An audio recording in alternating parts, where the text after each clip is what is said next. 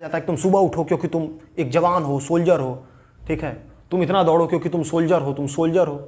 भाई ठीक है, सोल्जर सोल्जर करके भाई पूरे में मेहनत किया, अच्छा शरीर बना लिया, सब बढ़िया से।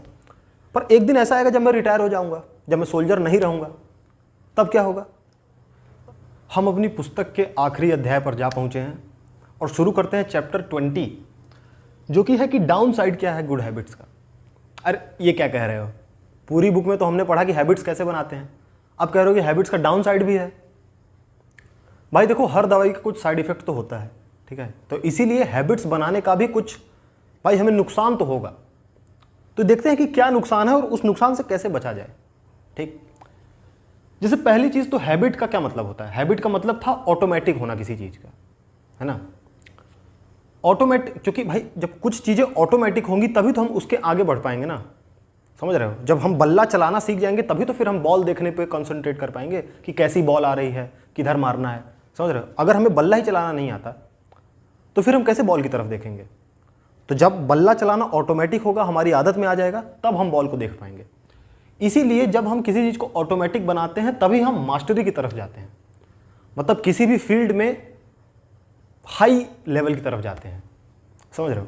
पर इसका ये नुकसान है कि जिस चीज़ की हमारी आदत बन जाती है ना, फिर हम उसमें अपनी कमियां नहीं ढूंढ पाते, है ना। उसमें फिर क्योंकि हमारा दिमाग जो याद कर चुका है बस उसी को बार बार रिपीट करता रहता है। एक बार बल्ला चलाना सीख गए तो फिर हो सकता है कि भाई और अच्छे तरीके से उसको पकड़ा जा सके और अच्छे तरीके से उसको घुमाया जा सके, तो वहां से हमारा ध्यान एकदम हट जाता है। ठीक, तो फिर क्या किया जाए, इसका सॉल्यूशन क्या है कि भाई जो आदत बन चुकी फिर हम उस पर इंप्रूवमेंट बंद कर देते हैं। तो इसका सॉल्यूशन है कि हमें एक रिव्यू सिस्टम बनाना चाहिए। हमें हर चीज को नोट डाउन करना चाहिए कि मैं कहां गलती कर रहा हूं। जैसे एक एलियूड किपचॉग जो थे, ये एक रनर थे, ओलंपिक रनर थे, मतलब काफी हाई फाई आदमी। पर आपको जान के हैरानी होगी कि अभी भी जब दौड़ने की प्रैक्टिस करते हैं तो ये रोज अपना नोट्स बनाते हैं कि देखो आज मैं इतने मीटर इतनी देर में दौड़ा, यहाँ पे थोड़ा मेरी स्पीड कम थी, ज़्यादा थी, मैं कैसे इंप्रूव करूँ। मतलब हमेशा इंप्रूवमेंट पे ध्यान दे रहे हैं, जबकि दौड़ना तो ऑटोमेटिक है ना, इनको सोचना नहीं पड़ता दौड़ने के लिए कि मैं कैसे पैर रख रहा हूँ, क्या कर रहा हूँ। इसके बावजूद ये रोज अपना नोट्स लेते हैं, समझते हैं कि मैं कैसे अपने दौड़ने को बेहतर बनाऊँ। एक काफ़ी फेमस कॉमेडियन थे रॉक नाम से, इनकी ये हैबिट है, भाई कॉमेडी करना तो इनकी हैबिट है, ठीक है, पर इसके बावजूद ये जब नए चुटकुले लिखते हैं तो ये अलग अलग छोटे छोटे क्लब्स में जाते हैं और लोगों के ऊपर ट्राई करते हैं कि ये जोक सही बैठा कि नहीं बैठा, ये लाइन मैंने सही से बोली कि नहीं बोली। और इसके बाद जब ये पूरा सेटअप कर लेते हैं तब जाके किसी बड़े प्लेटफॉर्म पे परफॉर्म करते हैं, समझ रहे हो। तो जो इतने बड़े बड़े लोग हैं जो काफ़ी ऊंचाई तक पहुंच चुके हैं, वो भी छोटी छोटी बातों का ध्यान रखते हैं। तो इसीलिए हमें भी अपनी छोटी छोटी बातें जो हमारा दिमाग उसको याद कर चुका है लगभग, जैसे मुझे 2 2 जा 4 पता है, लेकिन इसका डाउन साइड ये है कि मैं कभी ये सोचता नहीं कि 2 2 जा 4 क्यों होता है, समझ रहे हो ना। इसलिए हमेशा अपने आप को रिव्यू करते रहना चाहिए कि मैं कहीं गलती तो नहीं कर रहा, मैं इसको इंप्रूव कैसे कर सकता हूँ। ठीक, तो ये पहला डाउन साइड हो गया हैबिट्स बनाने का, कि हैबिट मतलब हमारा ध्यान वहां से हट गया। दूसरा डाउन साइड ये है कि जैसे हमने सेकंड चैप्टर में पढ़ा था ना, कि हमारी जो हैबिट होती है वो हमारी नजरों में अपनी एक पहचान बना देती है।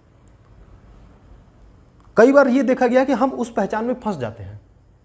जैसे कुछ टीचर्स को देखा गया कि उनकी क्लास में स्मार्ट बोर्ड लगा दिया गया, मतलब डिजिटल बोर्ड लगा दिया गया, इसके बावजूद वो कॉपी पेन से पढ़ा रहे हैं। ठीक, उनसे पूछा गया तो कहे नहीं नहीं हमें इसी में ठीक लगता है। कुछ सर्जन्स, ये देखा गया कि भाई जो नए डॉक्टर बन रहे हैं, जो नए लोग सीख के आ रहे हैं, वो तो नए नए भाई इक्विपमेंट सीख के आ रहे हैं, पर जो पुराने सर्जन है उनकी बात नहीं मानते। वो कहते नहीं नहीं भाई मैं पुराने तरीके से करूंगा। देखो, नया तरीका भले अच्छा है, पेशेंट की जान बच सकती है, ज़्यादा कंफर्टेबल है, इसके बावजूद वो पुराने तरीके से करना चाह रहे हैं, क्योंकि भाई पुराने में उनको फील आने लगा है, पुराने में उनकी पहचान बन गई है कि नहीं भाई देखो मैं यही करने वाला व्यक्ति हूँ। तो जो आदतों की वजह से हमारी खुद की पहचान अपने नज़रों में बन जाती है, उसका हमें नुकसान हो सकता है, क्योंकि उससे हम आगे बढ़ना बंद कर देते हैं ना। भाई हम यहीं फंसे रह गए तो आगे कैसे जाएंगे। इसीलिए कहा जाता है कि सिंगल एस्पेक्ट अपनी आइडेंटिटी का मत बनाओ। कहने का मतलब जैसे कुछ लोग आर्मी में जाते हैं, ठीक है, तो उन्हें सिखाया जाता है कि तुम सुबह उठो क्योंकि तुम एक जवान हो, सोल्जर हो, ठीक है, तुम इतना दौड़ो क्योंकि तुम सोल्जर हो, तुम सोल्जर हो।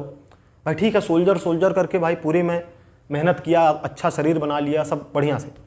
पर एक दिन ऐसा आएगा जब मैं रिटायर हो जाऊंगा, जब मैं सोल्जर नहीं रहूँगा तब क्या होगा?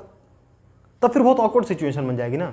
तब समय पर नींद नहीं खुलेगी, तब मेहनत करने का मन नहीं होगा, क्योंकि वो जो मेरी पहचान थी सोल्जर वाली वो तो चली गई।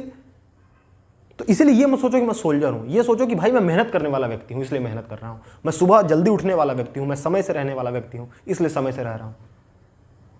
जैसे यूपीएससी की तैयारी कर रहे हो तो भाई हर जगह लोग चिपका के रखते हैं यूपीएससी यूपीएससी यूपीएससी करना है इसीलिए सुबह उठो, यूपीएससी करना है इसीलिए सही से बैठ के पढ़ो। ये मत सोचो, क्योंकि जिंदगी भर तो यूपीएससी नहीं रहेगा मोटिवेट करने के लिए। अगर जिंदगी भर काम करना है सही तरीके से तो ये सोचो ना कि नहीं भाई मैं काम करने वाला व्यक्ति हूं इसलिए काम कर रहा हूं, मैं मेहनत करने वाला व्यक्ति हूं इसीलिए मेहनत कर रहा हूं। यूपीएससी तो बस एक पार्ट है। इसीलिए बहुत एक फेमस पोयम की लाइन है लाओ त्जू की, ये कहते हैं कि the hard and still will be broken. जो हार्ड चीजें रहती हैं वो टूट जाती हैं, पर जो सॉफ्ट एंड सपल चीजें रहती हैं वो बच जाती हैं, उन पर प्रेशर लगता है तो मुड़ जाती हैं, टूटती नहीं हैं। इसलिए अपनी आइडेंटिटी को वेरिएबल रखो, किसी एक चीज से कनेक्ट मत करो कि नहीं भाई ये है इसीलिए मैं हूं, ऐसा मत करो। एक दोस्त बनाओगे तो अगर वो दोस्त तुमसे दूर हुआ तो फिर तुम्हारे लिए बहुत खराब सिचुएशन बन जाएगी ना। कई दोस्त बनाओ, ठीक। तो यही 2 डाउन साइड्स थी हैबिट की, और इसके साथ हमारी किताब यहीं पर समाप्त होती है। उम्मीद है आपने बहुत कुछ सीखा होगा इससे। मैंने भी बहुत कुछ सीखा, सबसे ज़्यादा तो मैंने ही सीखा मुझे लग रहा है, ठीक है। पर यह हमारी ज़िंदगी में बहुत काम आएगी, और मैं आपके सक्सेसफुल होने के लिए भगवान से कामना करता हूँ। फिर मिलेंगे। बहुत बहुत धन्यवाद। जय हिंद, वंदे मातरम।